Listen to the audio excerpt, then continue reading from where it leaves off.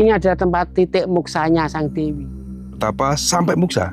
Perhiasan-perhiasan dari emas. Takir itu dari daun, tapi yang di dalamnya itu emas, perhiasan itu. Dan dijual ke Jombang, ke toko gincang. Berarti nyata itu? Nyata itu.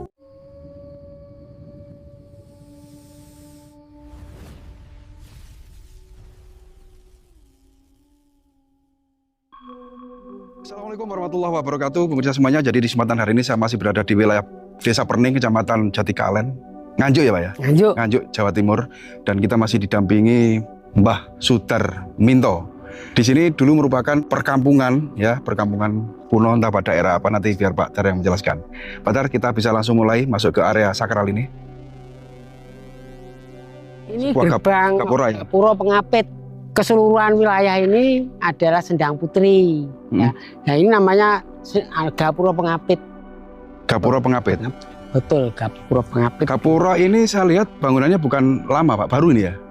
Betul, direnovasi ya. Ini ada, cuma ada di dalam itu direnovasi biar tidak begitu parah kehancurannya. Ini di era Prabu Hayam Wuruk, Majapahit. Jadi Gapura ini memang dulunya ada Gapura kuno, cuman dipermak atau dilapisi Gapura yang baru. Ya, direnovasi.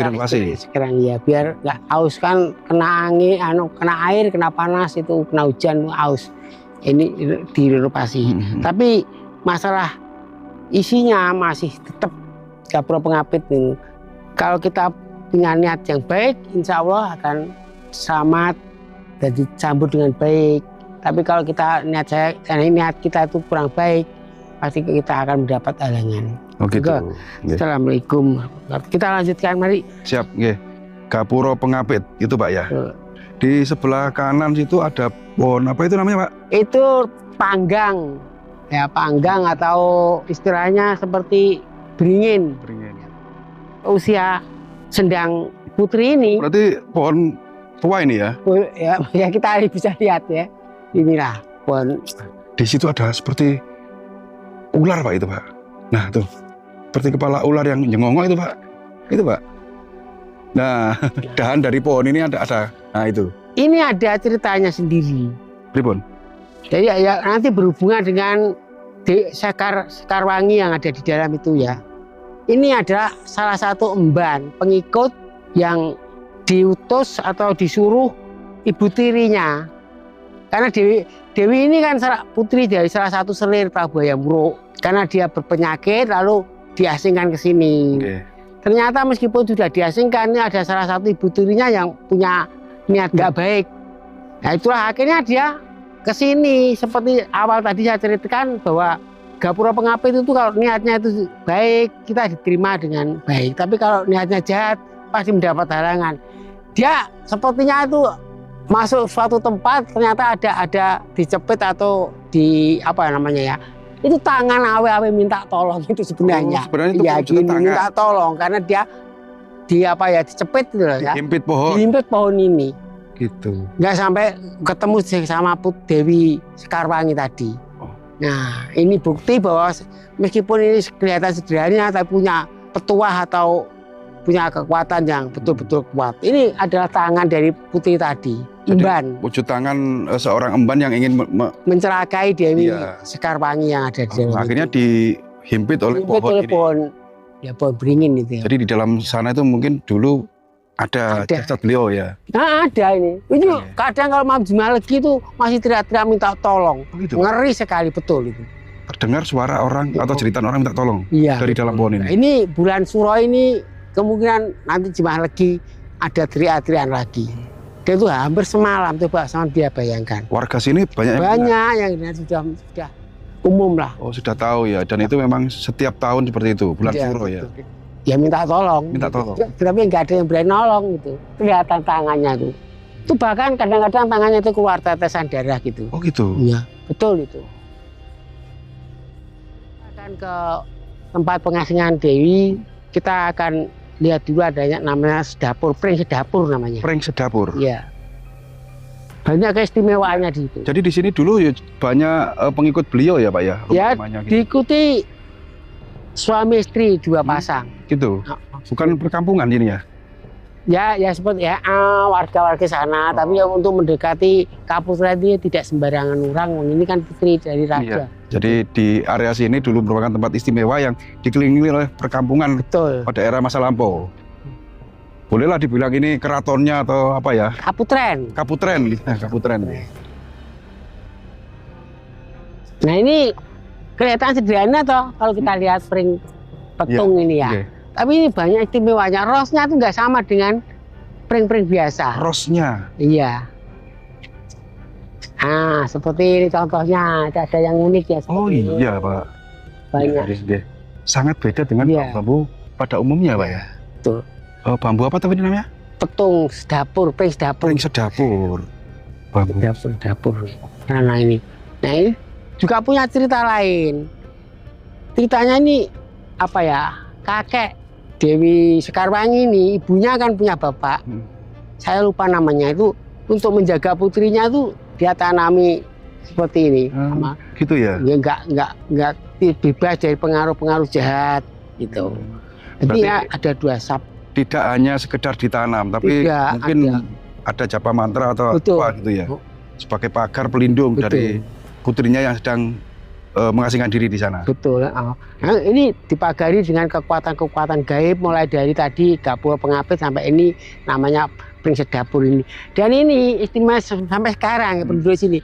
Kalau punya ternak seperti apa itu ayam, seperti kambing itu, kalau diambilkan bambu dari sini ini biasanya nggak kena penyakit, sehat terus. Tolak balak gitu. Tolak penyakit, betul itu. Dan itu banyak sekali dari warga sini tuh ke sini. Kalau usum penyakit ayam itu ya diambilkan. Ambil bambu di sini. Bahkan kemarin itu ada di sini ada peternak ayam itu ya, yang ada di kandang ayam itu ternak minta ngambil sini itu juga. Terus di area sini juga ada belik atau sungai, Pak? Ya, sumber di mana? Ya kita akan. Berarti kita ini sambut dengan baik, memang tujuan kita baik ya, menunjukkan kepada anak cucu kita, masyarakat, bahwa di sini ada tempat yang perlu diketahui. Ya, tidak usah dipundi-pundi, diketahui saja sudah berterima kasih ini daripada yang menguri-nguri ya kita. Yang Sekarwangi ini. Ini ada bentuknya belik penyabaran namanya. Belik penyabaran ini dulu ceritanya dibuat sang dewi untuk membersihkan tubuhnya dari penyakit yang diderita. Dan sampai sekarang insya Allah khasiatnya masih untuk penyakit kulit-kulit, koreng, penyakit kudis itu ngambil air ini untuk dibuat dioleskan. Itu namanya belik pengabaran, dijabar kabeh penyakit-penyakit seperti itu. Jadi masih keluar airnya ini. Terus yang di sana itu apa? Ya itu sama ya. Sama. Berarti ada 2 belik di sini, Pak? Ada 2 belik. Ini ada bangunan baru ya, Pak ya di sini?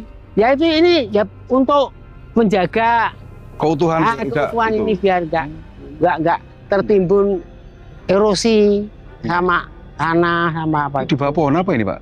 Namanya ini jati bukan? Bukan. Besar sekali. Dan ini sumbernya nggih, sumber utamanya nggih. Nggih. Betul. Kalau yang di sini katanya ada sebuah lubang yang memang dibuat untuk penyimpanan harta karun itu di mana? Ya kita akan menuju namanya Cungkup Kaputren ya, Cungkup Kaputren. Okay. Di mana beliaunya di situ sampai moksanya itu. Nah kita akan ke tempat namanya Rojo Bono Pendem, tapi apa ya namanya seperti lubang pendem. Lubang pendem, Pak? Lubang pendem atau Brono Pendem. Brono Pendem. Ini ada suatu kubangan atau lubang yang sangat besar. Betul. Di mana mungkin ini dulu goa atau apa gitu, Pak? Ini adalah ya seperti lubangan untuk menimbun harta yang dimiliki sang dewi waktu itu. Dia kan putri raja, ketika diasingkan itu membawa hartanya. Rojo Bono ya, ditempatkan guci ada gucinya. Ini kalau secara gaib ada 12 guci, Mas. 12 guci itu terdiri dari yang 4 guci itu berupa perhiasan-perhiasan dari emas. Terus yang 4 guci itu uang-uang namanya duit ringgit. Ya dulu itu juga dari emas, cuma sudah berupa uang kepingan emas. Terus yang 4 lagi itu adalah harta yang bisa dipakai sehari-hari. Ya, untuk apa? Untuk kebutuhan sehari-hari itu loh di sini. Dan makanya kalau ke sini Mas, ini malam Jumat lagi ya, itu bawa polo pendem. Polo pendem itu seperti uwi, gembili, garut, suwek gitu.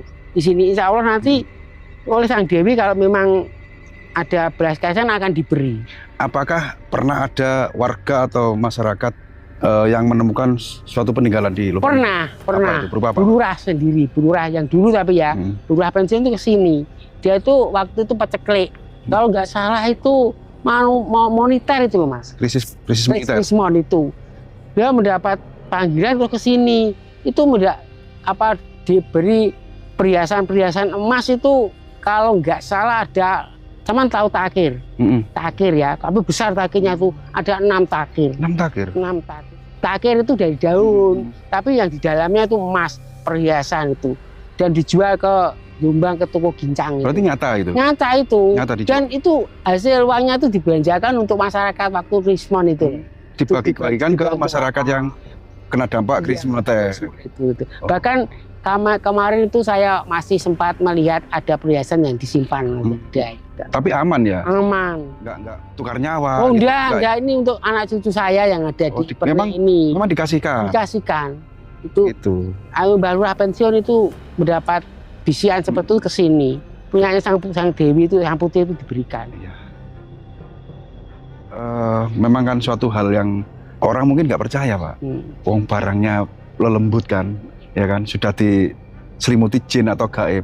Tapi bisa wujud nyata dan dikasihkan orang yang masih hidup gitu. Iya, betul itu. Dan tidak ada efek atau tukar nyawa, kan aneh.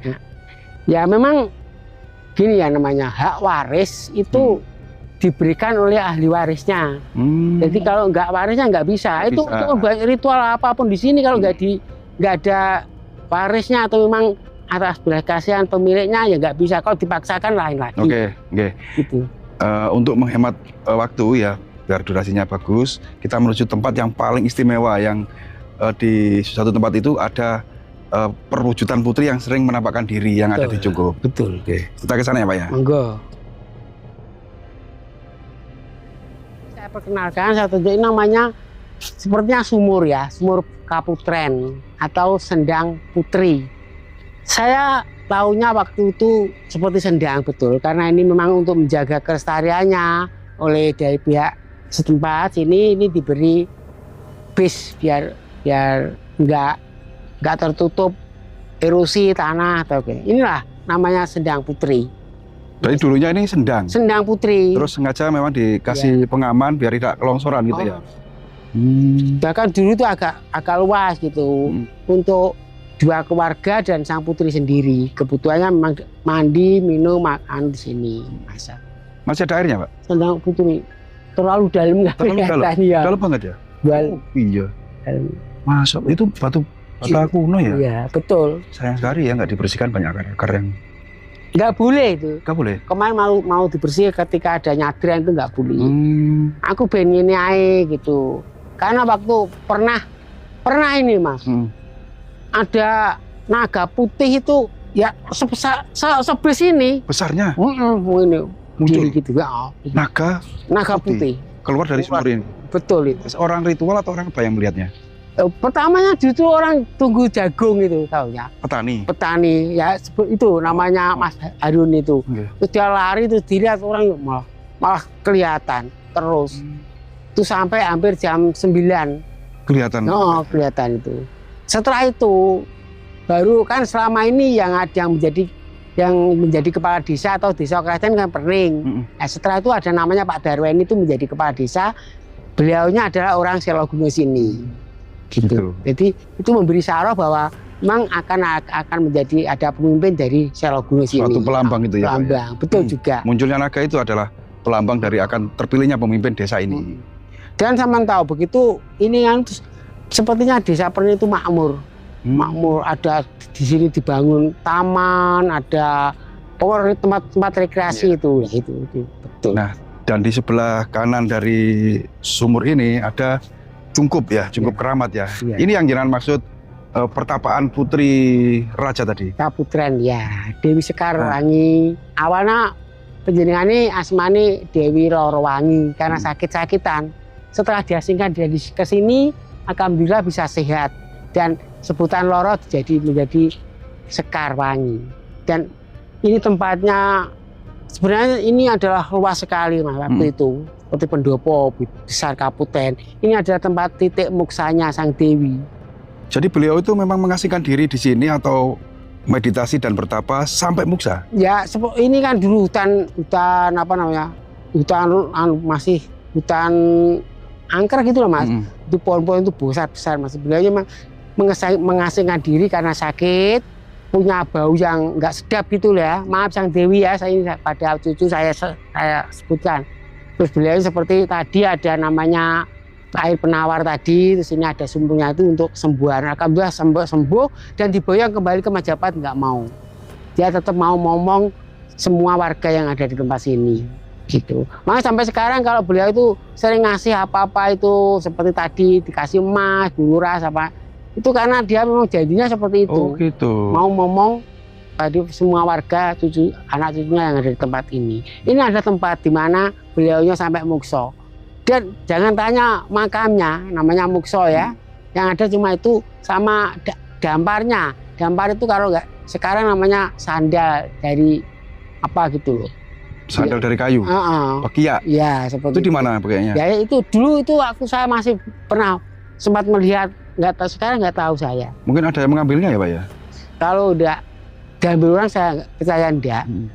Yang sebelah saja itu loh pernah Pak Jogoboyo sama Dwangsip itu ngangkat mau dibersihkan itu nggak kuat kok Mas. Nggak kuat? Nggak kuat. Padahal kecil itu ya? Kecil, itu seperti nancep gitu loh. Seperti ada akarnya ke bawah. Makanya dibiarkan, bahkan ini dikasih cukup. Tapi belakangan ini saya nggak tahu kapan hilangnya pastinya. Ganti-ganti batu ini. Sama ingin tanya, inilah namanya mani gajah. Mani gajah? Ini rahasia sebenarnya. Ya, itu mani gajah. Mani gajah. Jadi boleh disampaikan lagi Pak Dar biar lebih gamblang. Sosok putri yang mengasingkan diri di sini itu karena apa kok bisa mengasingkan diri atau diasingkan diri di sini? Beliau itu adalah salah satu putri daripada selir Prabu Hayam Wuruk. Iya. Ya kalau nggak salah itu ya masih cucu daripada Ki Ageng Selo. Karena punya paras cantik akhirnya dibawa ke Majapahit jadi selir. Di mana dia punya anak Sang Dewi ini itu punya setelah Perawan Sunti ya itu sudah datang bulan pertama tuh. Itu punya Kanjeng ini saya sampaikan pada anak cucu biar tahu. Maaf, sekali lagi maaf ya. Ini punya penyakit baunya arus amis gitu loh. Makanya dia dinamakan Loro Wangi. Jadi Loro itu sakit dia nggak pernah berbau baik wangi gitu. Terus ya mungkin dari saran eyangnya juga atau ibunya atau memang dia mendapat isyarat sendiri akhirnya dia kembali ke sini. Di sini membangun kaputren dan disertai 4 ya, laki-laki 2 sama istrinya masing-masing. Jadi 4 itu sebagai pendamping pengikutnya di sini ini. Terus ya mungkin sampai sembuh kan dia berjanji tidak akan pernah menikah.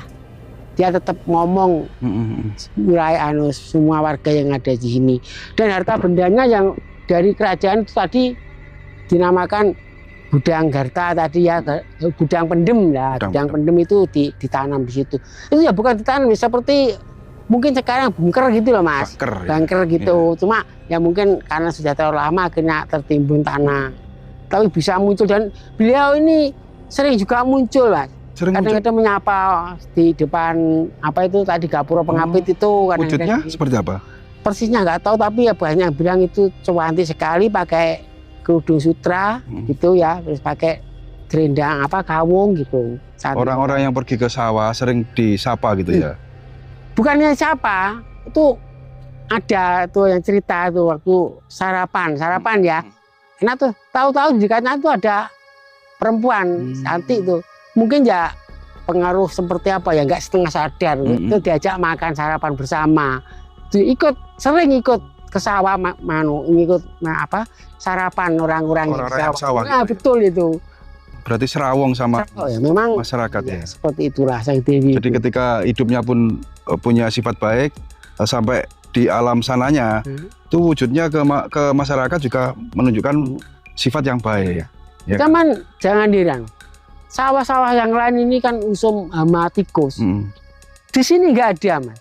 Maka sekarang warga sini tahu kalau ada perempuan yang ikut makan sarapan itu, tapi biasanya itu nggak sadar-sadarnya setelah berlalu. Bro, yang putih malah sarapan gitu. Seneng. Dan yakin pasti ini bebas dari penyakit tanaman. Jadi bisa dibilang putri yang bertapa di sini ya, mengasingkan diri di sini sampai muksa, itu adalah sosok gaib yang baik hati gitu ya. Atau hantu yang baik hati lah, kan gitu ya. Oke, cukup Pak Peter ya. Review kita kali ini di sebuah tempat yang dulu di sini bekas pemukiman kuno pada era kerajaan. Ya, yang jelas kerajaan Majapahit kan gitu ya. Di sini ada kisahnya putri raja yang ketika menjadi selir raja, beliau tuh mungkin disalahi sama permaisuri raja lainnya sehingga punya penyakit gatal dan bau, akhirnya mengasingkan diri di sini. Kan gitu ya.